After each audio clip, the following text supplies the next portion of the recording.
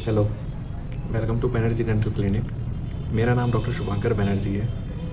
आज का टॉपिक है पायरिया। पायरिया क्या होता है, पायरिया कैसे फैलता है और पायरिया के क्या क्या लक्षण होते हैं और ये किस तरीके से ठीक किया जा सकता है या इससे कैसे बचा जा सकता है। आज इन्हीं सब पे आज मैं डिस्कस करूँगा। आइए। पायरिया एक मसूड़ों के लिए बहुत ही घातक बीमारी होती है जो मसूड़े के नरम ऊतक को और जबड़े की हड्डी को ख़राब कर देती है। पायरिया क्यों होता है, आइए। हम जो भी खाना खाते हैं उसमें जो भी खाना हम चबाते हैं तो कुछ खाने के अंदर या अपने मुंह के अंदर बैक्टीरिया जमा होते हैं। वो बैक्टीरिया थूक और लार के साथ मिलकर और गर्मी में वो प्लाक तैयार करते हैं। प्लाक क्या होता है? प्लाक एक बिना रंग का एक हम उसे बायोफिल्म बोल सकते हैं जो दांतों के ऊपर चढ़ जाती है, दांतों और मसूड़ों के ऊपर चढ़ जाती है, उसे हम प्लाक बोलते हैं। प्लाक हल्के पीले या बिना कलर का एक बायोफिल्म होती है, ठीक है। अब अगर उसको ठीक तरीके से अगर ब्रश नहीं किया जाए या दिन में 2 बार आप ब्रश नहीं कर रहे हैं या मुंह के अंदर की उचित साफ़ सफाई नहीं कर रहे हैं, उचित देखभाल नहीं कर रहे हैं, तो वो प्लाक जमा होते होते वो एक ठोस पदार्थ में बन जाती है जिसे हम बोलते हैं कैलकुलस। कैलकुलस कौन से रंग का होता है? कैलकुलस होता है सफ़ेद रंग का। सफ़ेदी सी दांत के आसपास जमा होती रहेगी या हल्के पीले कलर की जो टुकड़े जो है वो दांत के आसपास जमा होते रहते हैं, दांत के पीछे की साइड में जमा होते रहते हैं, जहाँ पे तालू और जीभ शुरू होती है उसके साइड के आसपास जमा होते रहते हैं। और अगर फिर भी अगर ध्यान ना दिया जाए या कोई अगर डेंटल इलाज ना करवाया जाए तो फिर उन्हीं की वजह से जो बैक्टीरिया जो है वो मसूड़े के अंदर घाव पैदा करने लगते हैं या दांतों के अंदर कैविटी पैदा करने लगते हैं, जिसको हम पायरिया का नाम देते हैं। और इलाज में जितनी ज़्यादा देरी होगी उतनी ही ज़्यादा पायरिया का प्रभाव फैलता है। पायरिया होने के क्या कारण रहते हैं? देखिए, पायरिया होने के कई सारे कारण रहते हैं, उनमें से मैं आपको बताता हूँ। पायरिया एक तो मुंह से फैलता है। अगर आप अच्छी तरीके से आप मुंह की साफ़ सफाई नहीं करते हैं या फिर अच्छी तरीके से ब्रश नहीं करते हैं, जीभ की सफाई नहीं करते हैं, फ्लॉसिंग नहीं करते हैं, माउथ वॉश नहीं करते हैं, तो पायरिया फैलने के चांसेस बढ़ जाते हैं। बाकी रहता है जो तम्बाकू का उपयोग करते हैं या जो बीड़ी सिगरेट का उपयोग करते हैं, उनमें पायरिया फैलने की संभावना अधिक रहती है, क्योंकि पायरिया जो है तम्बाकू के साथ मिलकर और भी घातक रूप ले लेता है, जिसके द्वारा मसूड़ों का इन्फेक्शन बहुत ज़्यादा बढ़ जाता है।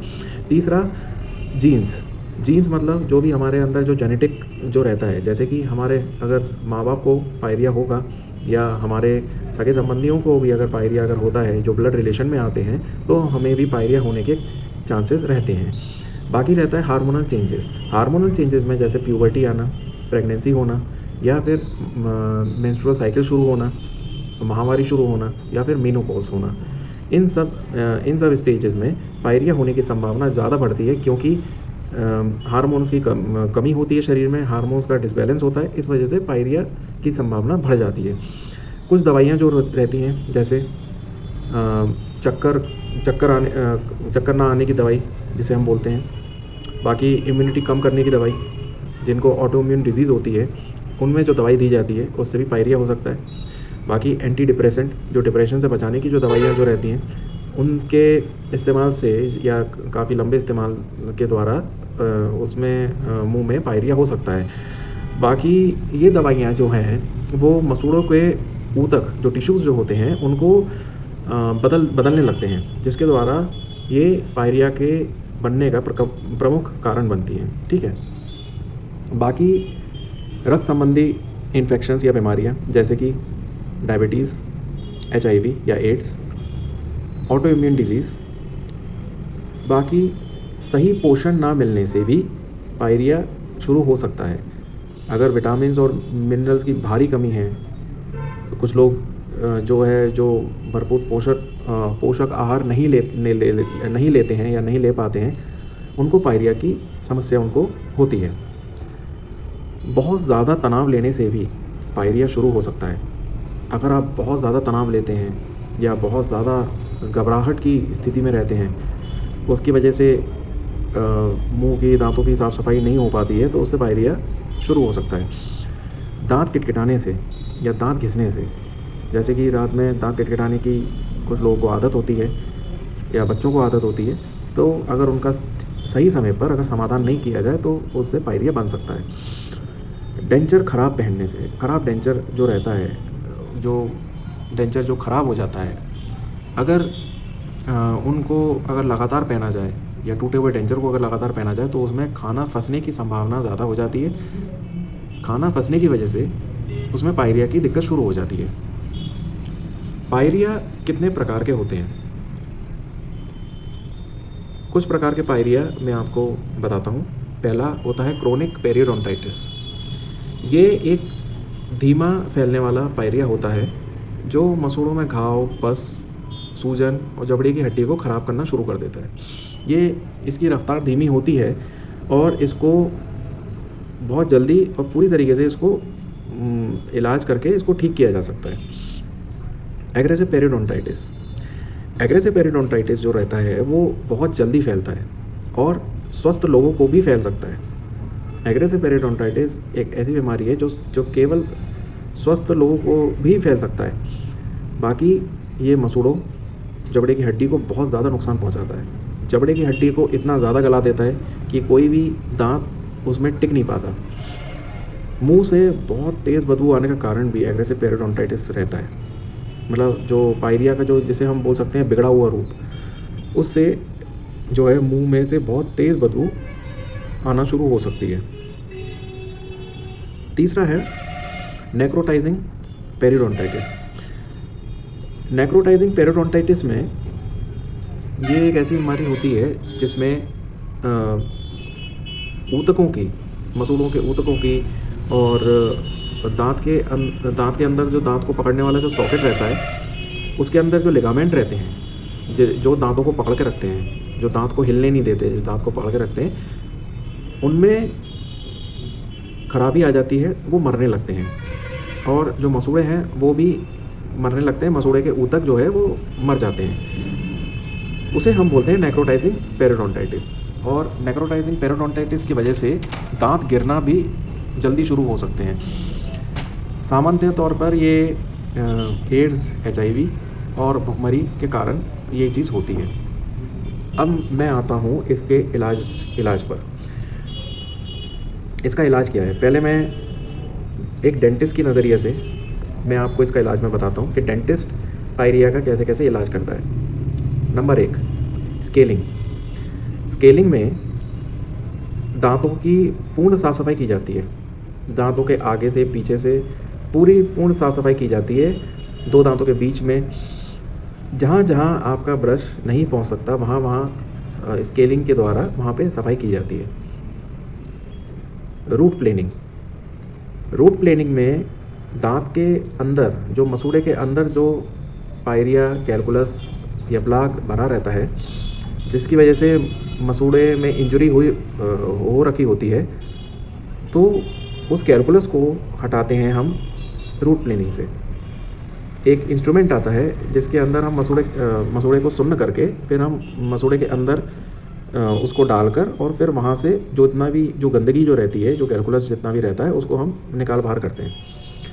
मेडिसिन्स, कुछ दवाइयाँ जैसे एंटीबायोटिक्स और मल्टीविटामिन्स, ये सब एक कॉम्बिनेशन में डेंटिस्ट के द्वारा दिया जाता है ताकि पायरिया से निकलने में मदद मिल सके। परंतु आपको एक बात ध्यान रखने की बहुत ज़्यादा ज़रूरत है कि जो पायरिया जो होता है वो 50% मेडिसिन से और 50% इलाज करवाने के बाद ही वो पूरी तरीके से ख़त्म होता है।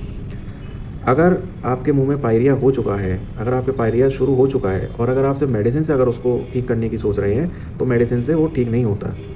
जब तक आप मेडिसिन लेंगे तब तक वो इन्फेक्शन दबा हुआ रहेगा। जैसे ही आप मेडिसिन छोड़ेंगे इन्फेक्शन फिर से बढ़ना शुरू हो जाएगा, क्योंकि पहले से ही उसमें कैलकुलस लगा हुआ है, मसूड़ों में, मुख में कैलकुलस है, तो वो फिर से इन्फेक्शन पैदा करने की क्षमता रखता है। तो 50% मेडिसिन और 50% इलाज के द्वारा ही जो पायरिया है वो ख़त्म हो सकता है। बाकी है लेज़र थेरेपी। लेज़र थेरेपी आजकल इस्तेमाल की जाने लगी है। लेज़र थेरेपी के द्वारा जो ख़राब जो मसूड़े का जो पार्ट है वो उसको ठीक करने में मदद मिलती है। बाकी रक्त रहित ये जो प्रोसीजर जो रहता है, इसमें रक्त नहीं बहता, इसमें रक्त नहीं आता, इसमें कोई खून वून नहीं आता। तो इसमें जो है जो जितनी भी गंदगी है वो सब बाहर निकाल दी जाती है लेज़र थेरेपी के द्वारा।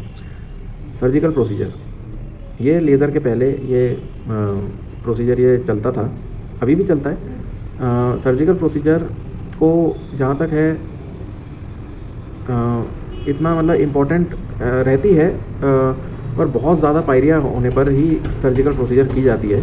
सर्जिकल प्रोसीजर में जहाँ पे बहुत ज़्यादा कैलकुलस या बहुत ज़्यादा पायरिया जमा होता है तो वहाँ पे कट लगा के वहाँ से जितनी भी गंदगी है उसको निकाल कर और फिर उसको टाँके लगा के उसको सील दिया जाता है। ऑनगोइंग मॉनिटरिंग मतलब का ये मतलब है कि ऑनगोइंग मॉनिटरिंग का मतलब ये है कि जैसे आपने एक बार इलाज करवाया तो आपको थोड़े महीनों बाद आपको दोबारा आपको डेंटिस्ट को आपको दिखाना चाहिए कि इलाज मतलब ठीक मतलब इलाज के बाद फिर कितना प्रोग्रेस हुआ है, कितना प्रोग्रेस हुआ है आपकी हेल्थ में, कितना प्रोग्रेस हुआ है आपके मसूड़ों की हेल्थ में, कितना ज़्यादा सुधार हुआ है। क्योंकि अगर आप मान के चलिए आपने एक बार सफाई करवाई, ठीक है, फिर आप गए ही नहीं, आपने वैसे ही आपने देखभाल रखी, आपने कोई अपनी हैबिट्स में आपने कोई चेंज नहीं किया, तो पायरिया फिर से बनने की संभावना रहती है। स्केलिंग जो मुंह की सफाई जो रहती है वो साल में एक बार ज़रूर करवानी चाहिए, साल में एक बार आप ज़रूर करवाइए। बाकी ब्रशिंग से और बाकी अपने माउथ वॉश अगर आप इस्तेमाल करते हैं तो उससे भी काफ़ी हद तक बचाव हो सकता है। अब आप घर पे क्या क्या कर सकते हैं वो मैं अब आपको बताता हूँ। घर पे आप देखिए, घर पे आपको ब्रशिंग करना बहुत ज़रूरी है। ब्रश आप 3 महीने आप इस्तेमाल करिए, कोई भी ब्रश 3 महीने बाद उसको बदल लीजिए। 3 महीने से ज़्यादा इस्तेमाल नहीं करना चाहिए कोई भी ब्रश करिए, दिन में 2 बार ब्रश करिए। फ्लॉसिंग करिए।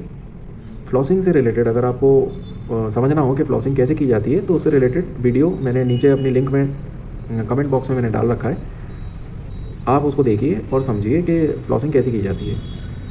और बाकी ब्रशिंग करने का भी तरीका मैंने उसमें बताया है। ब्रशिंग करने की भी वीडियो जो है मैंने कमेंट बॉक्स में डाल रहा हूँ, उसकी लिंक आप उसको देख लीजिए। एंटी माइक्रोबियल माउथ वॉश, ये आपको डेंटिस्ट सुझा सकते हैं कि एंटी माइक्रोबियल माउथ वॉश क्या क्या होते हैं, कौन कौन से होते हैं। डेंटिस्ट के प्रिस्क्रिप्शन के द्वारा आप उसको ख़रीद के और आप उसको इस्तेमाल कर सकते हैं। इंटरडेंटल ब्रश किस तरीके से होते हैं, कैसे इस्तेमाल किया जाता है, ये मेरे वीडियो में आपको समझ में आ जाएगा। आप मेरा वीडियो देखिए,